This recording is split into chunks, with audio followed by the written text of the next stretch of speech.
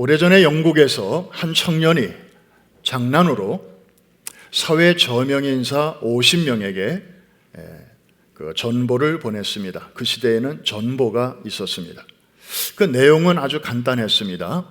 모든 게 다 탄로 났음.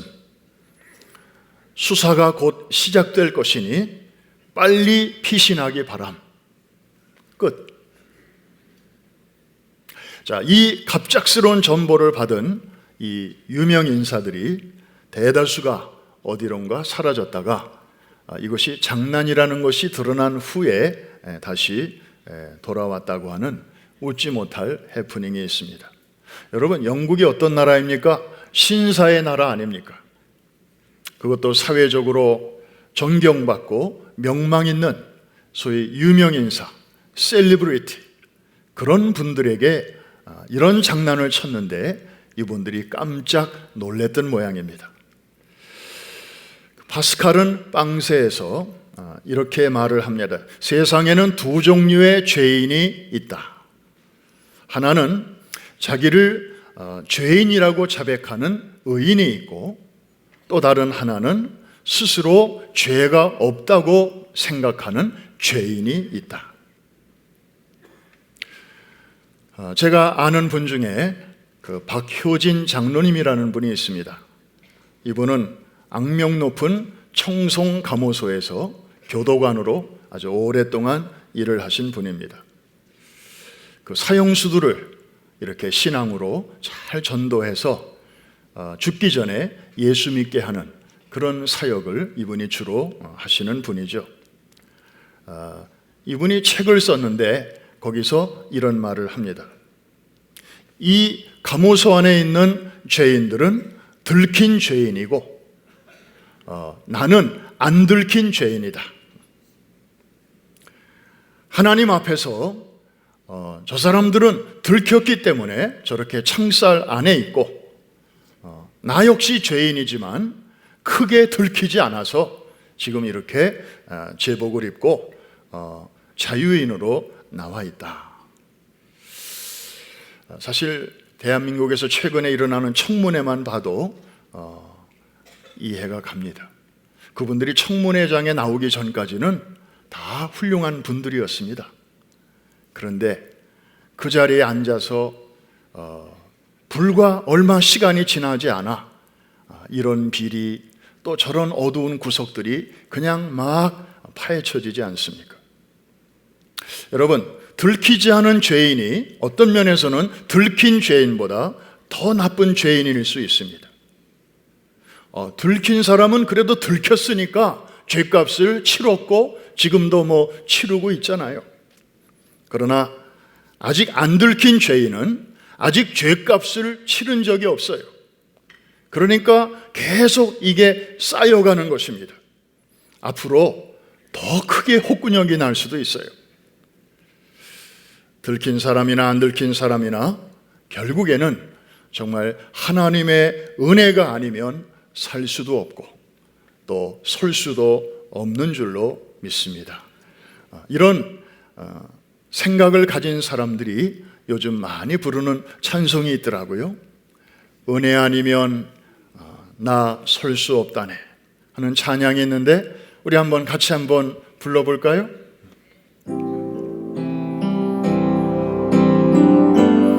은혜 아니면 나서지 못하네. 십자가의 그 사랑 능력 아니면 나서지 못하네. 은혜 아니면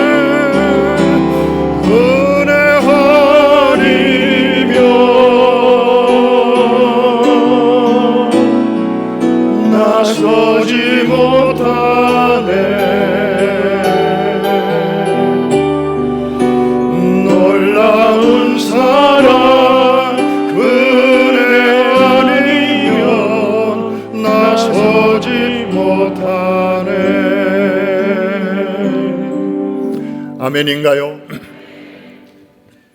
로마서를 시작하는 첫 시간에 말씀드린 것처럼 로마 교회는 목회자에 의해서 개척된 교회가 아니었습니다.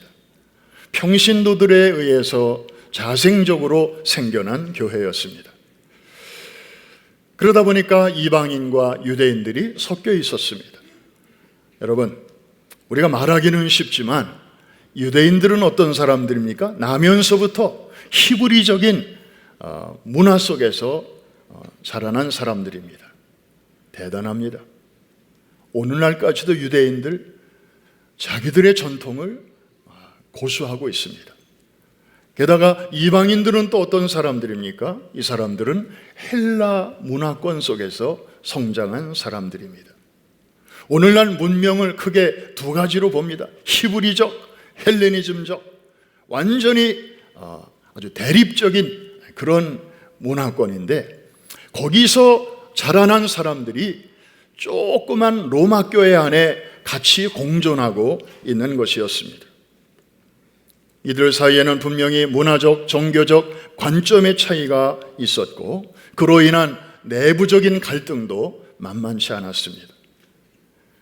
그래서 바울은 이들에게 먼저 편지를 쓰면서 먼저 이방인들의 죄악을 적나라하게 명시했습니다. 여러분, 이방인들의 죄가 무엇입니까? 다시 말하면 하나님을 알지 못하던 사람들이 짓는 죄. 우리도 그런 죄가 많았잖아요. 우리가 주님을 만나기 전에 우리 조상적부터 지어온 죄악들 무엇입니까? 하나님을 몰랐으니까, 하나님은 섬기지 못했고 딴 거를 섬겨온 거죠. 우상을 섬겨온 것입니다.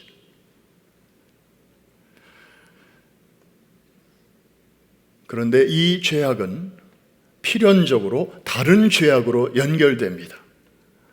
도덕적, 성적인 죄악이죠. 왜? 우상들은요, 인격이 없어요. 말이 없어요. 참견을 안 해요. 그냥 우리가 급할 때는 가서 도와주세요 하고 우리는 그냥 빌고 경배하고 그러면 마음의 평안이 와요. 내가 빌었으니까 잘 되겠지, 잘 봐주시겠지. 그러나 이분들은 말씀이 없으세요. 간섭을 못해요. 그러니까 돌아서면 지멋대로 사는 거죠. 이게 이방인들의 죄악이었습니다. 하나님 자리에 버러지 형상을 세워놓고 그들을 섬겼고, 그리고 온갖 방탕과 방종과 음행과 시기와 질투와 그런 삶을 살아오는 것입니다. 자, 바울이 이렇게 이방인들의 죄악을 로마서 편지에서 적나라하게 써놓으니까 이거를 읽는 이방인 신자들의 마음은 어땠을까요? 한번 따라합시다. 오매 기주고. 그리고 이 편지를 같이 읽는 유대인 신자들의 마음은 어땠을까요? 한번 따라합시다. 그러면 그렇지. 쟤네들 이방인들이니까 그렇지. 우리는 달라. 나는 유대인이야. 아마 우쭐했을 것입니다. 그럴까봐 바울은 바로 뒤에 이어서 유대인 신자들의 죄악을 쫙 또 열고 합니다. 종교적인 특권을 가지고 그렇지 못한 사람들을 우습게 보고 정죄하고 그리고 교만한 그런 죄악. 우리는 율법이 있어, 우리는 할례 받았어, 너희는 율법도 없지, 너희는 할례도 안 받았지, 이러면서 이방인들을 영원히 꺼지지 않는 지옥불에 뗄감 정도로 무시했던 저들의 죄악을 적나라하게 설파하고 있는 것입니다. 결국 바울의 결론은 무엇입니까? 이방인이나 유대인이나 다 포함해서 너나 할 것 없이 온 세상 사람들은 하나님 보시기에 죄인일 뿐이라고 선포하는 것입니다. 여러분 가운데 수영 잘하시는 분들 계시죠? 저는 수영 그러면 갑자기 그냥 이렇게 할 말이 없습니다. 뭐 누가 이렇게 말을 해도 끼어들 수도 없고요. 워낙 못하니까요. 제가 하여튼 뜨는 것만 해도 기적입니다. 지난번에 사해에 가서 물에 들어갔는데 제가 아무리 가라앉고 싶어도 그냥 뜨더라고요. 거기는 제가 수영 잘하는 줄 알았습니다. 민물에 와서는 죽을 뻔했습니다. 그런데 주변에 수영 잘하는 분들 보면 참 부럽습니다. 유사시에 얼마나 그 필요하겠습니까? 여러분, 수영 잘하는 분에게 혹시 허드슨강을 건너가실 수 있습니까? 제가 이렇게 물어보고 싶습니다. 혹시 그러실 수 있다는 분 계시면 예배 후에 제 방으로 잠깐 오십시오. 정말 그분하고 기념사진이라도 한번 찍고 싶습니다. 너무 대단한 분이죠. 허드슨강을 헤엄쳐서 건넌다. 그런데 만일에 그런 분이 계시다면 제가 사진 찍은 후에 이렇게 또 묻고 싶어요. 그 훌륭한 실력으로 혹시 뉴욕에서 출발해서 허드슨강을 지나 대서양을 건너서 저 하와이까지 가실 수 있습니까? 하와이까지. 그분의 대답은 뭘까요? 아마 불가능이라고 대답하실 것입니다. 우리가 인생을 짧게 보면 그분은 정말 대단한 분입니다. 그런데 우리가 인생을 좀 길게 보면 하와이까지는 안 되죠. 수영 못하는 저나 수영을 잘하는 그분이나 하와이까지 못 가는 건 마찬가지입니다. 그분이랑 저랑 별로 차이가 없는 거예요. 이런 깊은 진리를 여러분들이 잘 이해를 하셔야 될 텐데, 이해가 되시는 분들만 아멘. 여러분, 지구라는 게 하나님이 창조하신 이 우주 공간 안에서 지구는 정말 아주 이 전만도 못한 작은 별이에요. 그 안에서 뭐 하와이,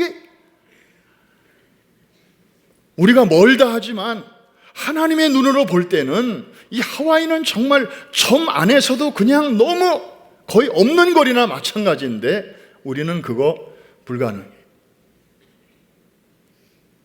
땅덩어리 안에서도 우리는 이렇게 못하는 게 많은데 하물며 피조물인 우리가 창조주 하나님, 거룩하신 하나님의 전전에 어떻게 감히 우리의 힘으로 나아갈 수 있겠느냐 하는 것입니다. 이론적으로 불가능합니다. 실제적으로도 불가능한 것입니다.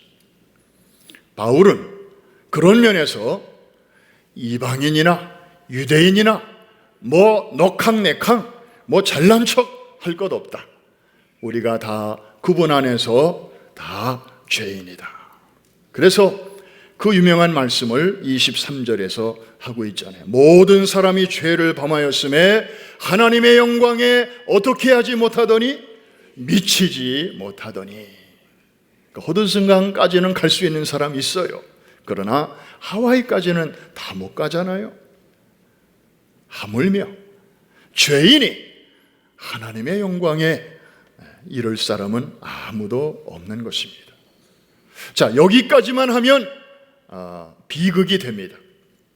그런데 바울은 그 다음 이야기를 꺼내는 것입니다. 그 다음 이야기를 하려고 이렇게 모두가 죄인이라는 그런 어두운 이야기, 무거운 이야기를 먼저 꺼낸 것 뿐입니다.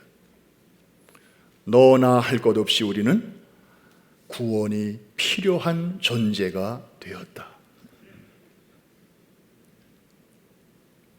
우리의 실존적 모습을 먼저 제대로 알아야 그 다음에 하나님이 구원이라는 것을 선물로 주실 때 고마운 줄을 알 것이기 때문에 우리의 실상을 아주 적나라하게 그렇게 파헤친 것입니다. 사랑하는 성도 여러분, 그러면 할 수 없는 죄인인 우리가 하나님 앞에서 의롭다 여김을 받을 수 있는 그런 길은 과연 있는 것인가? 있다면 무엇인가? 이것이 중요한 문제가 아닐 수가 없습니다. 그래서 바울은 이제 좋은 소식을 3장에서 우리에게 소개하고 있는데 그것이 바로 21절에 있습니다. 너무나 좋은 소식이에요. 우리 같이 한번 큰 소리로 읽어보겠습니다. 시작. 이제는 율법 외에 하나님의 한 의가 나타났으니 율법과 선지자들에게서 증거를 받은 것입니다. 여러분, 율법이 나오잖아요. 여러분, 지난 주일까지 율법에 대한 설교를 여러분들이 들으셨습니다. 자, 율법, 이것은 유대인에게는 기록된 율법을 주셨고 십계명, 이방인들에게는 마음의 율법을 주셨어요. 양심이죠. 그래서 이 율법대로 잘 지키고 율법대로 잘 살기만 하면 누구나 이제 하나님의 축복을 받게 돼 있어요. 반대로 이 율법대로 살지 못하고 저것을 무시하고 못 지키고 그러면 하나님은 그들에게 심판을 베풀게 돼 있어요. 그런데 사람들이 아무리 율법을 지키려고 해도 잘 안 되죠. 지킬 수가 없는 거예요. 그럼 우리 마음속에서는 질문이 생깁니다. 아니, 하나님은 우리가 우리 힘으로 지킬 수도 없는 율법을 왜 우리에게 지키라고 주셨나? 하나님 참 심보가 고약하신 거 아닌가?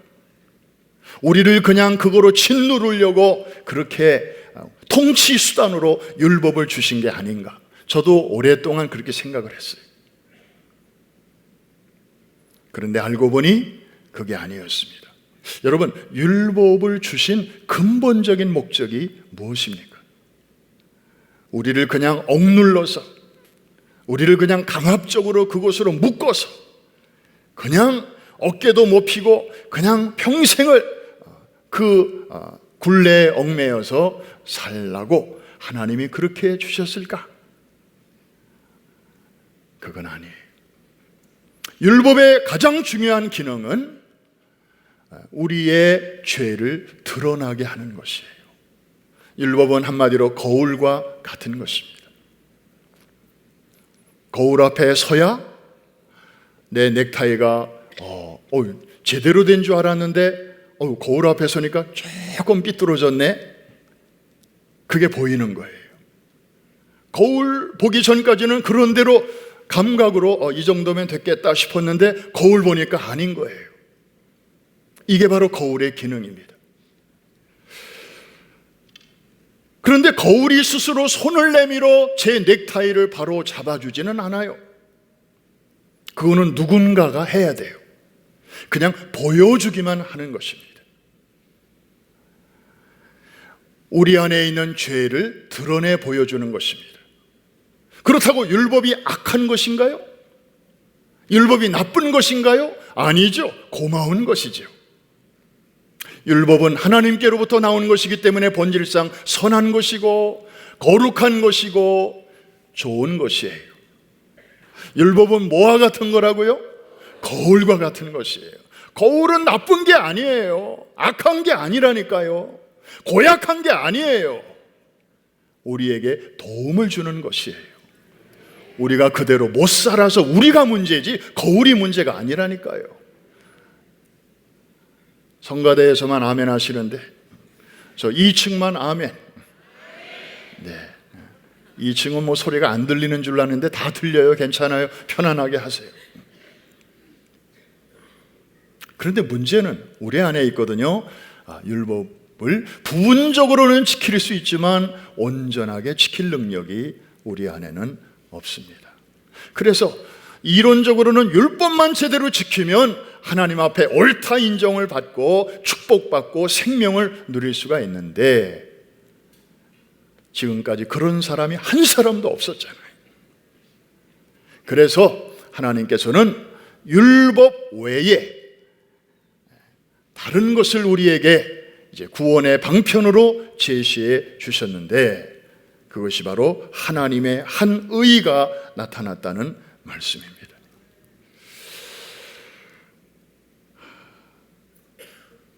사실 율법을 지키는 자에게는 생명과 축복, 그러나 못 지키는 자들에게는 저주와 죽음이 기다리고 있는 거예요. 그러므로 우리 모두는 사실상 저주 아래 있게 되었습니다. 그런데도 고맙게도 어떤 분이 우리를 위해서 친히 저주를 담당해 주시고, 그리고 우리가 받아야 할 그 죽음마저 담당해 주셨습니다. 그런데 그분은 놀랍게도 율법을 온전히 이루신 분이기도 합니다. 그분이 누구일까요? 바로 이분입니다. 그분을 22절에서 우리에게 소개하고 있어요. 너무나 소중한 분이에요. 우리 22절 같이 한번 읽습니다. 시작.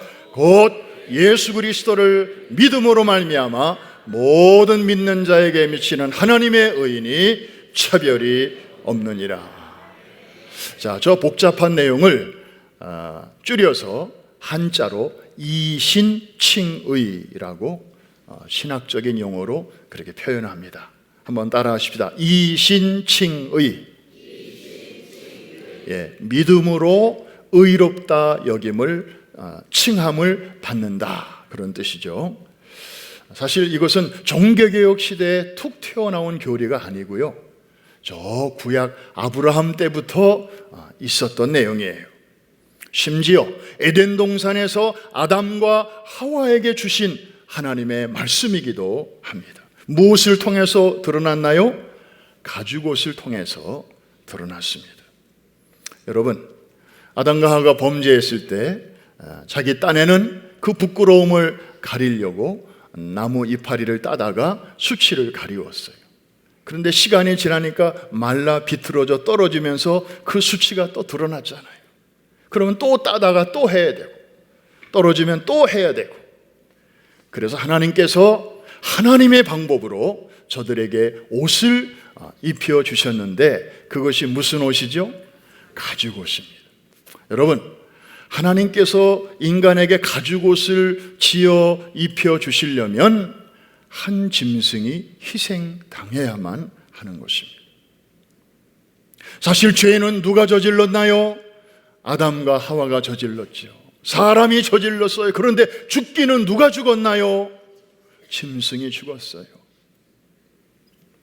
애매하게 짐승의 죽임을 당했어요.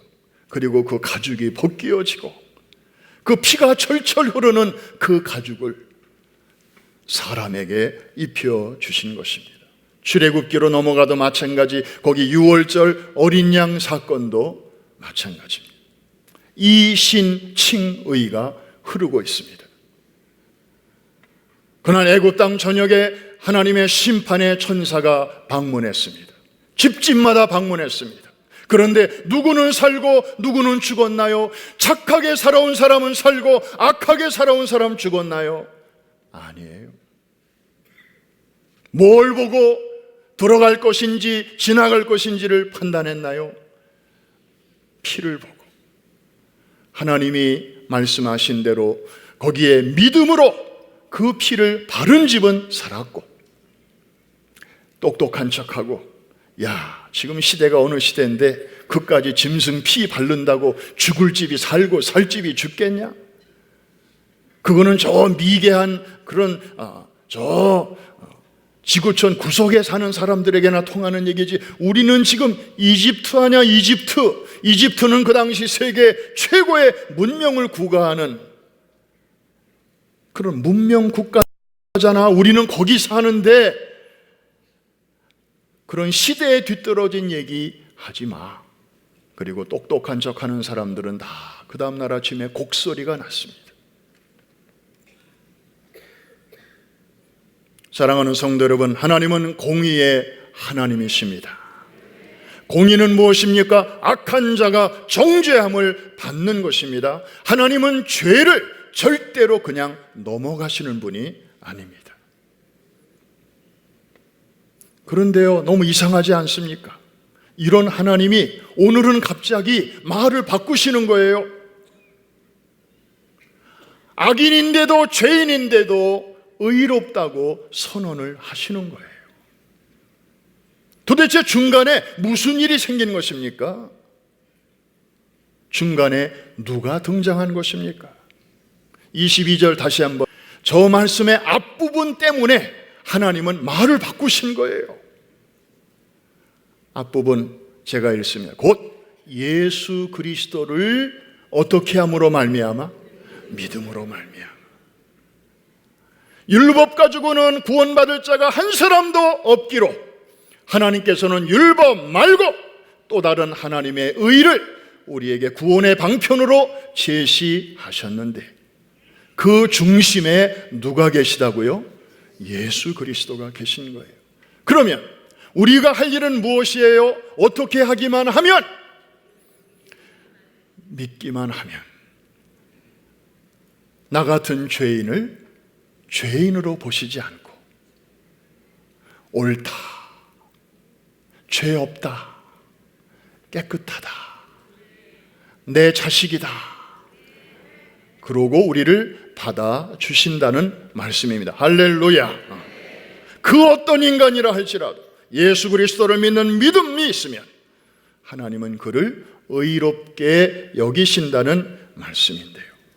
자, 그러면 여기서 우리가 한 번 더 좀 생각해 볼게요. 예수님을 믿는다는 게 도대체 무슨 뜻인가? 너무 좀 브로드하잖아요. 예수를 믿는다는 게 도대체 무슨 뜻인가? 여러분, 때로는요, 이 성경에 나오는 깊은 진리를 한자, Chinese letter, 한자가 너무나 쉽게 잘 보여주는 경우가 있습니다. 예를 들면 배선자 있잖아요. 배선자. 한자로 보면 왼쪽에 배를 나타내는 이런 게 있고, 오른쪽 상단에 8자가 있고, 그 밑에 입 9자가 있어요. 저를 따라오시나요? 네네. 그래서 배가 있는데 그 배 안에 8 식구가 있다. 이거 어디서 들은 얘기 아닙니까? 노아의 방주 얘기 아닙니까? 이 한자를 만든 사람이 성경 스토리를 알고 있다는 거예요. 이게 6자도 아니고 7자도 아니고 9자도 아니고 8이에요. 8. 이게 배라니까요. 큰 배. 한자에 복음이 빛나고 있습니다. 그런데 여러분, 놀라지 마십시오. 이거 가지고 놀라면 이제부터 지금 소개하는 이 한자를 보면 여러분들은 아마 놀라 자빠지실 거예요. 자, 오늘 본문에 하나님의 의라는 단어가 나오잖아요. 의자를 한번 보십시다. 저렇게 생겼죠. 저 글자는 위와 아래 두 글자가 합쳐져 있는 모양입니다. 위에 있는 것은 양, 그리고 밑에 있는 것은 나를 뜻하는 아자죠. 그래서 양자와 아자가 이렇게 위아래로, 옆으로 있는 게 아니고 위아래로 이렇게 위에서 아래를 덮고 있는 그런 모양입니다. 그런데요, 저 밑에 있는 나를 뜻하는 아자를 다시 이렇게 분석을 해보면 왼쪽에 한 글자와 오른쪽에 또 다른 글자가 합쳐져 있는 모양입니다. 왼쪽에 있는 글자는 손을 뜻하는 손수자, 그리고 오른쪽에 있는 글자는 좀 어렵죠. 찌르는 창입니다. 창. 그래서 이 모든 뜻을 합쳐보면 무슨 뜻이 되는가 하면, 양 밑에서 내 손으로 창으로 양을 찔러서 그 피가 줄줄줄줄 나를 덮고 있는 모양, 이것이 바로 의라고 하는 것입니다. 이해가 되시면, 뭔가가 오시면 로마서 설교 10번 하는 것보다 저거 하나 딱 비춰주는 게 더 나을 것 같아요. 뭐 쩍쩍 칼칼하고 무슨 신학적 성경적 무슨 복잡한 설명을 들이대는 것보다 저거 하나 딱 보여주면 그냥 끝날 것 같아요. 제 마음에는. 어쩌면 저렇게 예수 그리스도를 통한 하나님의 그 구원의 또 다른 방편을 저렇게 한 글자로 중국 사람들이 문자로 만들었을까? 너무 신기한 거예요. 저 글자를 만든 사람들의 그 의식 속에 성경적 사건에 대한 프리 언더스탠딩이 있었다는 거죠.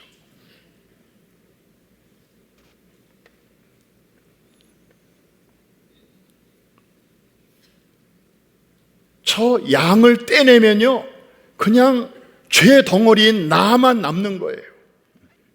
그런데 그 양이 나를 이렇게 덮고 있어요. 그런데 내가 내 손으로 그 양을 찔렀어요. 사실은 내가 죽어야 되는데 양이 죽었어요. 그런데 그 피가 나를 덮고 있는 거예요. 이게 하나님의 방법이에요. 이게 가지고 오시고, 이게 여호와의 유월절 사건이고, 이게 십자가인 것입니다. 이 진리는 구약이나 신약이나 한 번도 변한 적이 없어요. 하나님이 이론을 바꾸신 적이 없어요. 옛날에는 그렇게 했는데 요즘은 한번 이렇게 해볼까? 하나님이 새로운 이론을 우리에게 주신 적이 없어요. 오늘 성가대에서 마침 찬양을 보혈의 은혜라는 곡으로 하셨는데 제가 깜짝 놀랐습니다. 저하고 이렇게 짠 적이 없어요. 그냥 저는 저대로 말씀 준비하고, 성가대에서는 성가대에서 나름대로 준비했는데 어쩌면 이렇게 옛날 어른들 말로 아다리가 잘 맞는지 몰라요. 하나님은 한 번도 이 원리를 수정하신 적도 없고 바꾸신 적도 없고, 그냥 태고적부터 오늘 현대에 이르기까지, 포스트 모던 시대인 오늘에 이르기까지 이 진리는 면면이 우리에게까지 흘러온 줄로 믿습니다. 그리스도를 죽여야만이 얻을 수 있는 하나님의 은혜, 이것이 바로 하나님의 의인 것입니다. 고린도후서 5장 21절 참고가 되겠는데 우리 같이 한번 큰 소리로 읽으면서 그 예수님을 통한 하나님의 의를 한 번 더 새겨보십시다. 시작. 하나님이 죄를 알지도 못하신 이를 우리를 대신하여 죄로 삼으신 것은 우리로 하여금 그 안에서 하나님의 의가 되게 하려 하심이라. 그러면 여러분 정리하십시다. 이 하나님이 거저 주시는 이 짐승을 통하여, 그리고 예수 그리스도를 통하여 우리에게 주시는 이 의, 죄인이 유일하게 하나님 앞에 나아갈 수 있는 이 선물을 받을 수 있는 방법, 우리가 해야 할 일은 무엇일까요? 그것은 바로 22절에 아까 우리 이미 나왔습니다. 복잡한 게 아니고 어려운 게 아닙니다. 오직 한 가지만 하면 됩니다. 그게 뭔지 우리 한 번 더 찾아보겠습니다. 믿음이라는 단어에 여러분들이 주목하시면서 시작. 곧 예수 그리스도를 믿음으로 말미암아 모든 믿는 자에게 미치는 하나님의 의인이 무엇이 없느니라? 차별이 없어요. 그러니까 하나님이 우리에게 얘들아 고단하지, 힘들지, 율법대로 살려니까 잘 안 되지, 그래, 그래서 내가 이런 방법으로 너희에게 다시 길을 열어준다. 그러면서 우리에게 이렇게 선물로 주실 때 우리가 할 수 있는 유일한 일은 무엇이에요? 고맙습니다 하고 손을 내밀어 받으면 되는 거잖아요.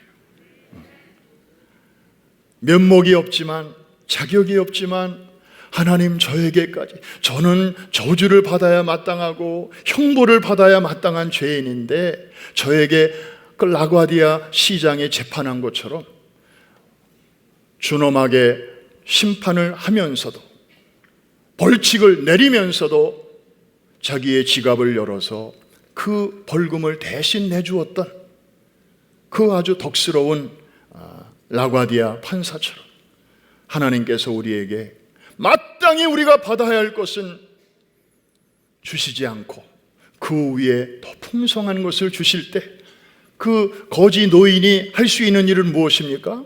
감사합니다 하고 그냥 받은 것 뿐이잖아요. 자, 받기 위해서, 거저 주시는 것을 받기 위해서 내미는 우리 마음의 선, 이것이 바로 믿음인 것입니다.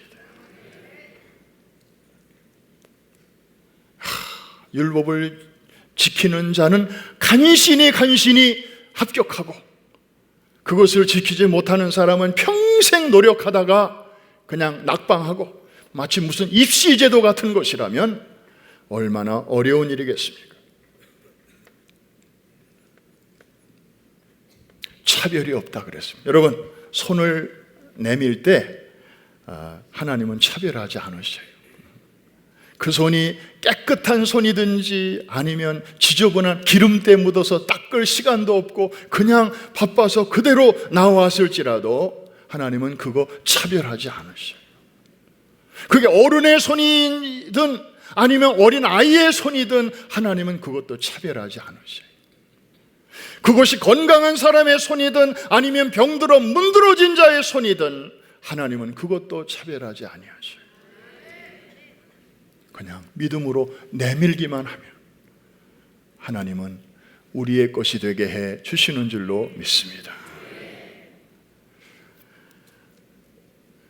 말씀을 마치면서 우리 한 구절만 더 찾아봅니다. 갈라디아서 3장 26절과 27절. 아까 그 양 아래에 있는 인간의 모습을 한자로 우리가 봤는데요, 그것을 더 아주 분명하게 보여주는 말씀이 저기 있네. 26절은 제가, 27절은 여러분이, 너희가 다 믿음으로 말미암아 그리스도 예수 안에서 하나님의 아들이 되었으니 다 같이 누구든지 그리스도와 합하기 위하여 세례를 받은 자는 그리스도로 옷 입었느니라. 죄인이 그리스도로 옷을 입을 때 그것이 하나님의 의라고 하는 것입니다. 그 양의 가죽으로 죄가 덮여 있을 때 우리는 죄인임에도 불구하고 감히 거룩하신 하나님의 존전에 anytime, any place 나아갈 수 있는 줄로 믿습니다. 여러분, 사람이 무슨 옷을 입느냐에 따라서 여러분의 생각이나 또 행동이 많이 이렇게 좌우되죠. 여러분, 교회에 오늘 나오실 때 아주 이렇게 예쁜 옷을 단정하게 차려입고 오셨습니다. 이제 예배 마치고 식사하고 교제하고 집으로 딱 도착하시면 저녁 때까지 그대로 이대로 사실랍니까? 아니죠. 집에 가면 또 편안한 옷으로, 부드러운 옷으로, 그냥 시원한 옷으로 우리 다 갈아입잖아요. 그래서 이제 넥타이도 좀 풀고 혁띠도 좀 풀고 그러면서 편안하게 또 쉼의 시간을 우리가 가집니다. 잠자리에 들 때는 또 거기에 맞는 그런 복장으로 우리가 들어가지요. 우리 남성들은 대한민국에 있을 때 예비군 훈련 경험이 다들 있을 겁니다. 1년에 몇 차례 훈련 통지서를 받고 이제 나가면 그 예비군복을 입고 나가잖아요. 흔히 말하여 깨구리복. 그러면 참 이상한 것은 평상시에는 회사에 갈 때는 뭐 과장, 뭐 차장, 부장 뭐 이런 분들이 다 번듯하게 양복 입고 아주 그렇게 점잖게 근무하시던 분들이 일단 그 옷만 입고 예비군 훈련장에 나가면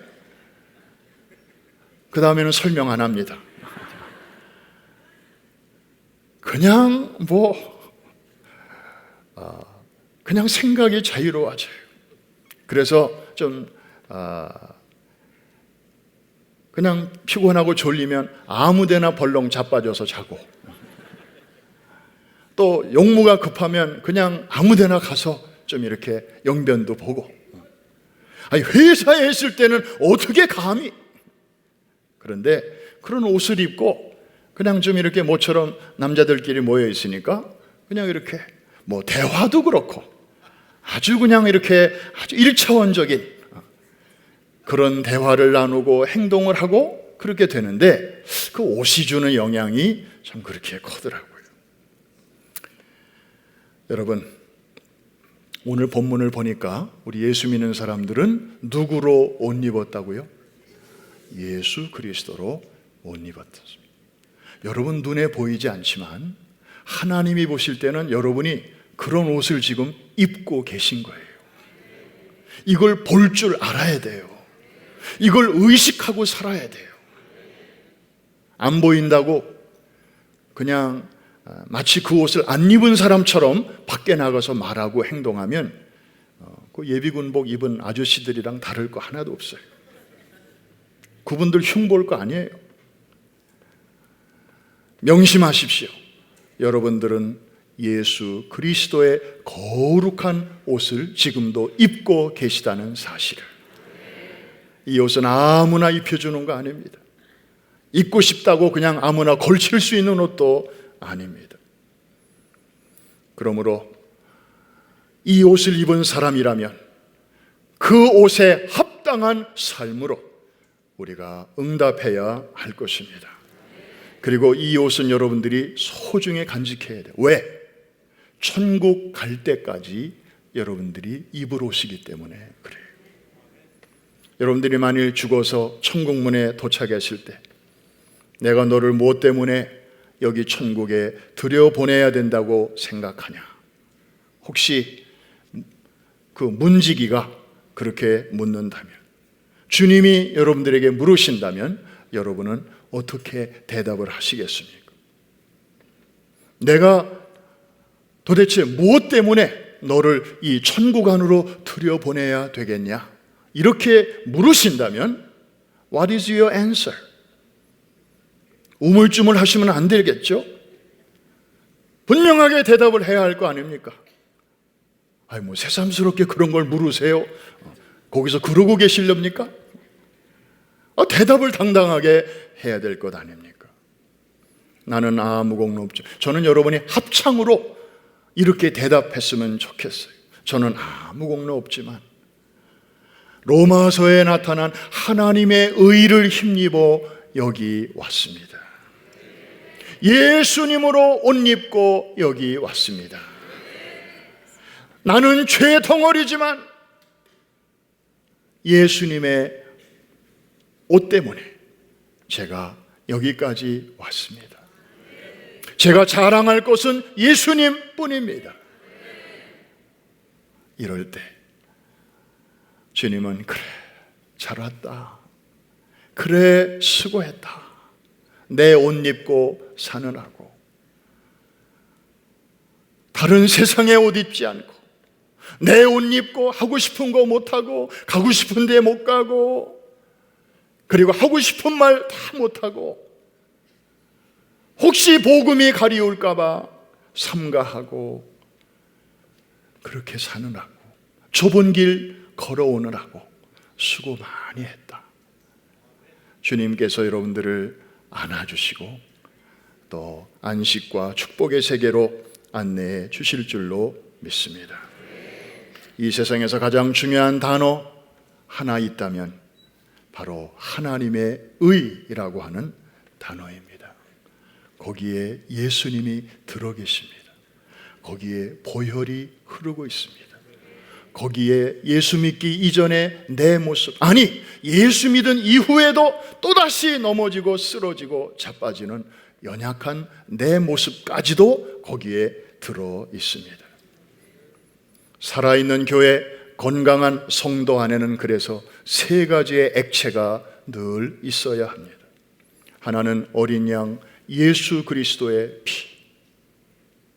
그것이 없이는 우리는 감히 하나님 앞에 나아갈 수가 없기 때문입니다. 두 번째로는 성도들의 눈물의 기도입니다. 후방에서 이번에도 많은 분들이 기도해 주셨기 때문에 이번에 전방에서 사역을 잘 마칠 수가 있었습니다. 그리고 마지막 세 번째로는 수고의 땀입니다. 우리는 구원받기 위하여 수고하지 않습니다. 나 같은 죄인을 구원해 주셨기 때문에 감사, 감격한 마음으로 수고하는 것입니다. 구원받은 성도들의 이마에는 그래서 늘 땀방울이 있어야 됩니다. 항공모함에 들어왔으면서도 그냥 뒷짐지고 당연히 일을 해야 하는데도 불구하고 그냥 피부가 맹송맹송하고 그런 분들은 회개해야 됩니다. 같이 땀 흘리고 기도에 눈물이 있고 무엇보다도 그리스도의 보혈이 교회 안에 흐르고 내 안에 흐르게 될 때, 그래서 우리는 늘 축축하게 젖어 있어야 됩니다. 잘못하면 메말라집니다. 나도 모르게 드라이. 그래서 신앙생활이 기계적이 됩니다. 그러면 큰일인 것입니다. 그러면 신앙생활에 위기가 오는 것입니다. 오늘 이 말씀을 듣는 여러분들이요, 여러분 신앙생활 속에 과연 이 세 가지 액체가 제대로 잘 흐르고 있는가? 이 세 가지 리트머스, 영적인 리트머스 시험지를 여러분의 신앙생활에 한번 집어넣어 보시기 바랍니다. 여러분의 신앙이 지금 어디쯤 와 있는가를 점검하시면서 이 예수 그리스도로 옷 입은 그 감격을 다시 한번 회복하고 나아가 그 옷 입은 사람답게 하나님의 자녀답게 살아가시는 우리 모두가 될 수 있기를 주의 이름으로 축원합니다.